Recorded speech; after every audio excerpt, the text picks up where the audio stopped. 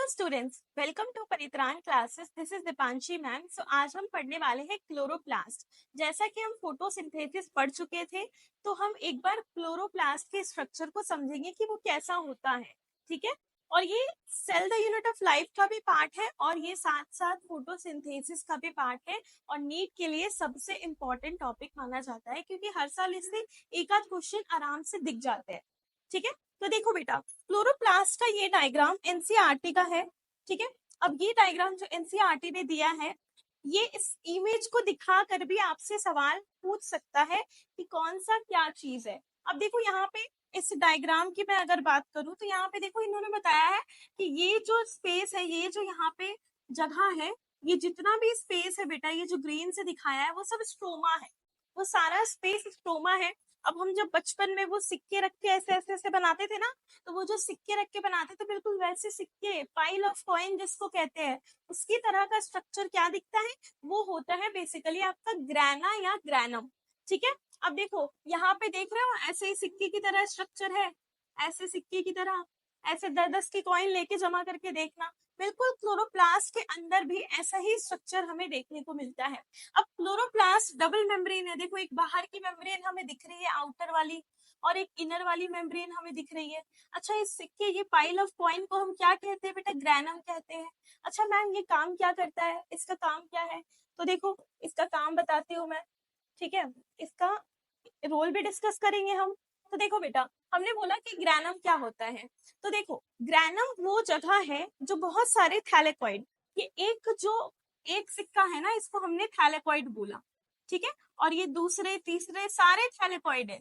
जब बहुत सारे थैलेकॉइड एक साथ जुड़ के ऐसे पाइल बनाते हैं, उसको हम कहते हैं ग्रैना या ग्रैनम। ठीक है, ग्रैनम या फिर ग्रैना कहते हैं। ठीक है, ये समझ में आ गया। और एक को क्या बोलते हैं बेटा? एक को बोलते हैं थाइलाकॉइड। ठीक है, थाइलाकॉइड कहते हैं। देखो यहाँ पे दिया भी है थाइलाकॉइड, एक को इसने थाइलाकॉइड कहा। जब ऐसे ही बहुत सारे आए तो इसको हमने ग्रैनम कह दिया। अच्छा, ये ग्रैनम आपस में जुड़े हुए भी है, ये भी हमें दिख रहे हैं, आपस में कनेक्टेड भी है। तो दो ग्रैनल के बीच जैसे कि कंपटीशन होता है तो हम कहते हैं इंटर स्कूल कंपटीशन, उसी तरह दो ग्रैनम के बीच में अगर कोई अटैचमेंट है तो हम क्या कहेंगे? Intergranal thylakoid. मतलब ये भी थैलेकॉइड है पर ये दो ग्रैना को जोड़ने वाली थैलेकॉइड है। ओके, तो ये हो जाएगा इंटर ग्रैनल थैलेकॉइड, जो एनसीईआरटी ने नहीं लिखा है। तो स्ट्रोमा लैमेली का एक और नाम है, वो है इंटर ग्रैनल थाइलेकॉइड। ये समझ में आ गया? इंटरग्रैनल थाइलेकॉइड भी कहते हैं स्ट्रोमा लैमेली को, उसका दूसरा नाम है स्ट्रोमा लैमेली। अब ये नाम समझ में आ गया, इसका मतलब क्या था? अरे एनसीईआरटी चीजों को मुश्किल बना देती है और इसको समझाने के लिए परित्राण की फैकल्टीज है आपके लिए, तो इसीलिए एनसीईआरटी की जो चीजें हैं उसको सिंपलर वर्ड में तोड़ने के लिए हम आपके साथ हैं। अब देखो ये वाली चीज लिखती तो आपको समझ में आसानी से आता, तो उन्होंने स्ट्रोमा लैमेली लिखा है। अब स्ट्रोमा लैमेली स्ट्रोमा में प्रेजेंट है, हो सकता है कि आप ये भूल भी जाओ, कंफ्यूजन भी हो जाए। तो ठीक है, इसका दूसरा नाम भी पढ़ लिया हमने। अब एग्जाम में दो नाम है, हम दोनों नहीं भूलेंगे, है कि नहीं? अब देखो क्लोरोप्लास्ट कहाँ होता है बेटा? एरियल पार्ट में होता है और ग्रीन पार्ट में होता है। एरियल क्यों लिखा है मैंने? अच्छा, क्या रूट में क्लोरोप्लास्ट नहीं होता? मुझे बताओ, रूट ग्रीन कलर की होती है? नहीं होती है मैम। क्यों नहीं होती है रूट ग्रीन कलर की? आपने पढ़ा होगा प्लास्टिड 3 तरह का होता है, एक क्लोरोप्लास्ट, क्रोमोप्लास्ट और एक ल्यूकोप्लास्ट। तो जो ल्यूकोप्लास्ट होता है वो कलरलेस प्लास्टिड होता है। आपने कभी चने को रखा है पानी में? अब कुछ टाइम के लिए उसको फिर कपड़े से बांध के रख देते हैं, और उसके बाद जब उसको रखने के बाद आप देखते हो तो उसमें से आपको व्हाइट व्हाइट अंकुरित चना, जिसे हम स्प्राउट्स कहते हैं, वो निकल के आता है। अच्छा, वो ग्रीन कलर का क्यों नहीं होता, व्हाइट कलर का क्यों होता है? जब हम उसे प्लांट करेंगे, ठीक है, तो वो पार्ट एरियल में नहीं रहेगा, हवा में नहीं रहेगा, वो पार्ट नीचे जमीन के अंदर जाएगा बेटा। ये आपका ग्राम सीड है और ये व्हाइट कलर का इसमें स्प्राउट्स निकला, तो बेटा इसको आप लगाओगे ना मिट्टी में, ये ऐसे जाएगा ना, तब यहाँ से पूरा पेड़ वेड़ उगेगा, पूरा पेड़ वेड़ ऐसे करके उगेगा। तो ये समझो आप कि जो एरियल पार्ट में होगा वो ग्रीन वाला होगा। ठीक है, और ग्रीन फिर वहां से बेसिकली बनता है, यानी कि रूट में जो होता है वो कलरलेस प्लास्टिड है, and colourless plastid is leucoplast. Clear? अब देखो साइज कितना होता है, 5 से 10 माइक्रोमीटर तक साइज होता है बेटा। 1 माइक्रोमीटर क्या हो जाता है, 10⁻⁻6 मीटर। क्लियर है। अब क्योंकि एक चीज केमिस्ट्री बायो फिजिक्स हर जगह काम आएगी तो इसको आप याद रखना, ठीक है। 1 नैनोमीटर भी होता है, 1 एंगस्ट्रॉम भी होता है। तो 1 एंगस्ट्रॉम और 1 नैनोमीटर 10⁻⁻9 मीटर, और एंगस्ट्रॉम हो जाता है 10⁻⁻10 मीटर। ये छोटी छोटी चीजें हैं, इसको आप याद रखो, ठीक है। अब देखो इसका शेप कैसा होता है, लेंस शेप हो सकता है, वेरिएबल हो सकता है। तो ये देखो लेंस के शेप का है ना, ये थोड़ा सा लेंस के शेप का है, ऐसे टाइप का है थोड़ा सा, है ना। चश्मा का जो होता है लेंस का शेप होता है। अच्छा ये इसका नंबर 1 मेसोफिल सेल, बेटा मेसोफिल सेल तो लीफ में पाई जाती है ना। ये हमने पढ़ा है ना जब हम फोटोसिंथेसिस C3 C4 प्लांट पढ़ रहे थे। तो ये मेसोफिल सेल में, एक मेसोफिल सेल में 20 से 40 क्लोरोप्लास्ट होते हैं। मैं एक सेल की बात कर रही हूँ, ठीक है। तो ये समझ में आ गया। अब देखो नेक्स्ट बेटा, अब देखो ये है सिंपल सा, इसमें हमने कोई भी अभी तक लेबलिंग नहीं किया। मैंने सोचा लेबलिंग मैं आपके सामने करूंगी। तो देखो बेटा मैंने कुछ यहाँ पे स्ट्रक्चर बनाए हैं, ठीक है। और यहाँ पे देखो मैंने 2 डबल मेम्ब्रेन क्लोरोप्लास्ट का स्ट्रक्चर बनाया है, ठीक है। डबल मेम्ब्रेन होती है, जैसे कि हमें पता है क्लोरोप्लास्ट क्या होती है, डबल मेम्ब्रेन स्ट्रक्चर। तो देखो इसका नाम अभी पढ़ा हमने, इंटरग्रेनल थाइलाकॉइड। इसको हम कहते हैं बेटा थाइलाकॉइड। इस पूरे को कहते हैं बेटा ग्रेना। बाहर वाला हो गया बेटा आउटर मेम्ब्रेन, है ना। इसका एक और नाम है बेटा स्ट्रोमा लैमेली। समझ रहे हो। अब देखो यहाँ पे, अब यहाँ पे मैंने कुछ स्ट्रक्चर बनाए हैं, मैक्सिमम आपको समझने में बहुत आसानी होगी बेटा। ये राइबोसोम है, क्या है, राइबोसोम। अरे हमने तो राइबोसोम ऐसा देखा है कि ये ऐसा और ऐसा होता है, अटैच्ड होता है। बेटा राइबोसोम एक साथ, उसकी बड़ी और छोटी यूनिट एक साथ तभी जुड़ती है जब उसको प्रोटीन बनाना होता है। ऐसे वो बिखरी हुई रहती है, ठीक है, चाहे वो साइटोप्लाज्म में हो चाहे वो किसी भी ऑर्गेनल में हो, ठीक है। जैसे माइटोकॉन्ड्रिया का अपना राइबोसोम है, सेमी ऑटोनॉमस होता है ना, क्लोरोप्लास्ट सेमी ऑटोनॉमस होता है। तो देखो बेटा जब इसको प्रोटीन बनाना होगा ना तभी ये जुड़ेगी, ठीक है। तो ये राइबोसोम है। तो आपको पता है कि बेटा 70S राइबोसोम होता है ना। और एक होता है 80S, यूकैरियोट्स में 80S होता है। 80S की सब यूनिट क्या होती है, 60S और 40S। और इसकी क्या होती है बेटा, 50 और 30S होती है ना, 50S और 30S, याद करो यही होती है ना। अब देखो तो यानी ये 50S वाला हो गया और ये 40S वाला हो गया, सॉरी 30S वाला हो गया, 50 और 30S। यानी कि लार्जर और ये स्मॉलर सब यूनिट बिखरे रहते हैं, जब प्रोटीन बनाना होता है तब जुड़ते हैं। कंसेप्ट क्लियर है। अच्छा मैंने यहाँ पे एक स्ट्रक्चर बनाया है, ये क्या है, ये डबल स्ट्रैंडेड सर्कुलर डीएनए है। बेटा डीएनए तो आपने पढ़ा होगा, नीट वाले जितने बच्चे हैं ऐसा होता है ना। तो ये ऐसा गोल कैसे हो गया, ये तो बैक्टीरिया का कैरेक्टरिस्टिक्स है, प्रोकैरियोट्स का कैरेक्टरिस्टिक्स है। तो देखो ये कैसे ऐसे कैसे हो जाता है, इसी को समझाती हूँ। ये ऐसे ऐसे हुआ, अब ये देखो बन गया डीएनए। तो ये डीएनए पूरी तरह से लॉक्ड है बेटा, ठीक है। और इसमें कोई एक पार्ट होगा जहां से ये खुलती है, उसको ओराई कहते हैं। ओरिजिन ऑफ रेप्लिकेशन और सर्कुलर डीएनए में एक ही दिखती है हमें, ठीक है, ये समझ में आ गया। तो ये है बेटा हमारा double stranded, double strand, double strand दिख रहा है ना कैसे है, डबल स्ट्रैंडेड सर्कुलर डीएनए, ठीक है। और एक ही प्रेजेंट है ना, इसीलिए हम इसको कहते हैं सिंगल, सिंगल सिर्फ एक प्रेजेंट होता है, ठीक है।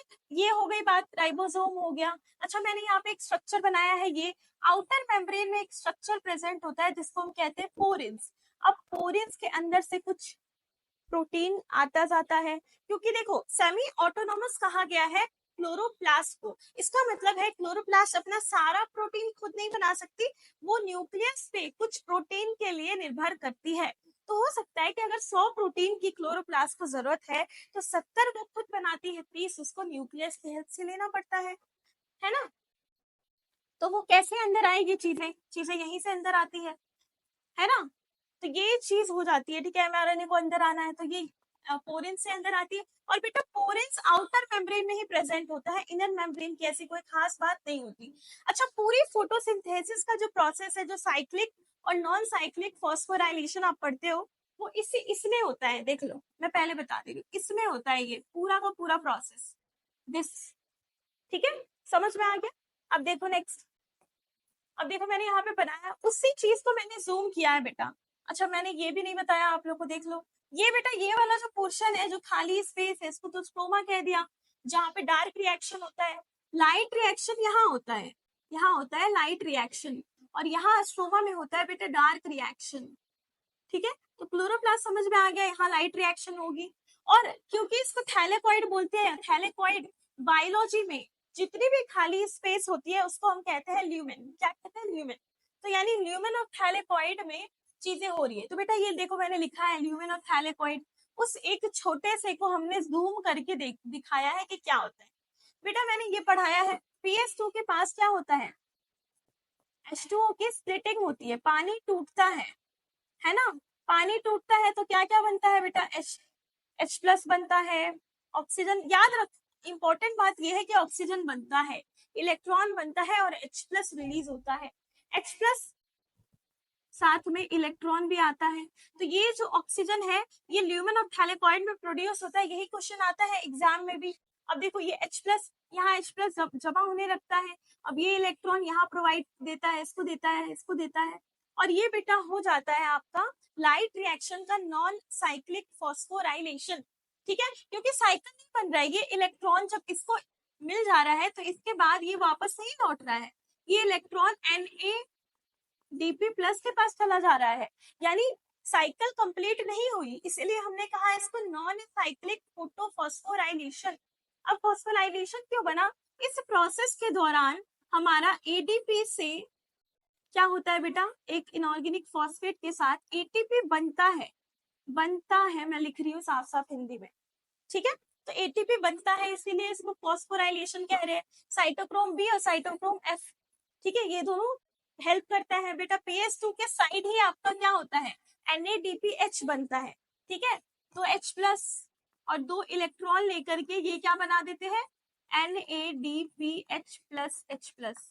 ये है रियल इक्वेशन, जो NCERT की समरी में हो सकता है वहां पे मिस्टेक भी किया हुआ है, बट आप यहीं पे बिलीव करो। अब देखो H प्लस, यहाँ पे बेटा प्लास्टोक्विनिन होता है जो हाइड्रोजन कैरियर भी है, मतलब PQH2 हाइड्रोजन ला लाकर यहाँ पे हाइड्रोजन ल्यूमेन में जमा कर देता है। अब कीमियो ऑस्मोसिस हाइपोथेसिस ये कहती है कि हाइड्रोजन आयन इधर बहुत ज्यादा जमा हो गया है, इसको बाहर निकालो। इसको बाहर निकालने से कुछ होता है क्या? बिल्कुल, इसको बाहर निकालने से बहुत सारी एनर्जी बनेगी। वो एनर्जी कहाँ जाएगी? वो एनर्जी जाएगी कुछ ATP बनने के लिए। ठीक है, अब वो एनर्जी जो होती है ADP से इनऑर्गेनिक फॉस्फेट जोड़ के ATP बनता है।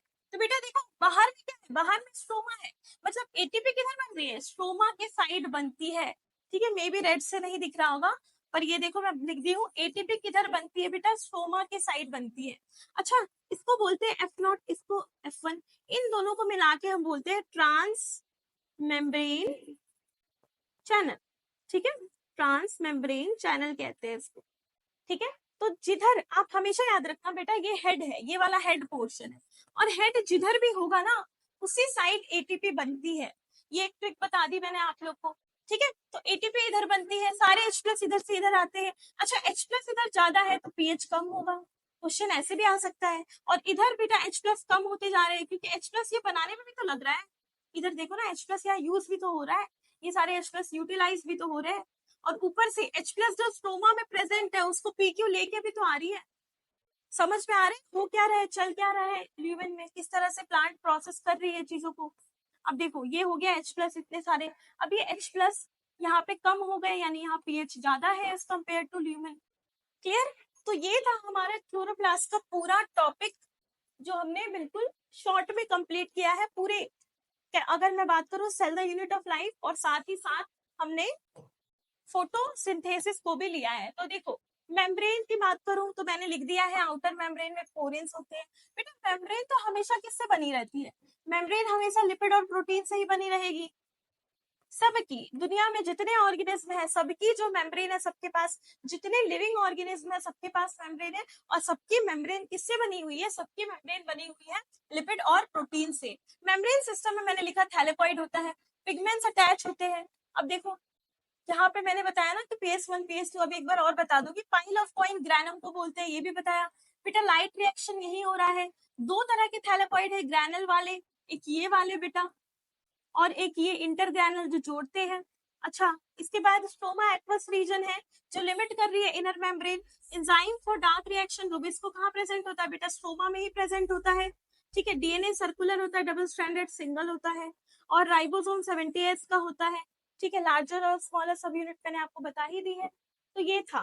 ठीक है, तो अब हम वापस से एक बार डायग्राम पे आते हैं, इस वाले पे। अब इस वाले डायग्राम पे देखो मैं कुछ बना रही हूँ। यहाँ पे बेटा होगा PS2 इस साइड में होता है, और PS1 बेटा होता है इस साइड में। पर यहाँ PS2 नहीं होता, यहाँ सिर्फ होता है PS1। इसीलिए यहाँ पे साइक्लिक हो सकता है, और यहाँ पे बेटा दोनों है, तो यहाँ पे साइक्लिक प्लस नॉन साइक्लिक दोनों फॉस्फोराइलेशन हो सकता है। ठीक है, ये कंफ्यूजन का टॉपिक था, बट अब ये क्लियर हो गया है। मैंने आपको बता दिया यहाँ सिर्फ साइक्लिक फॉस्फोराइलेशन होगा, और वहां पे साइक्लिक और नॉन साइक्लिक दोनों हो सकता है। सो आज के लिए हमारा टॉपिक इतना ही था। Thank you so much.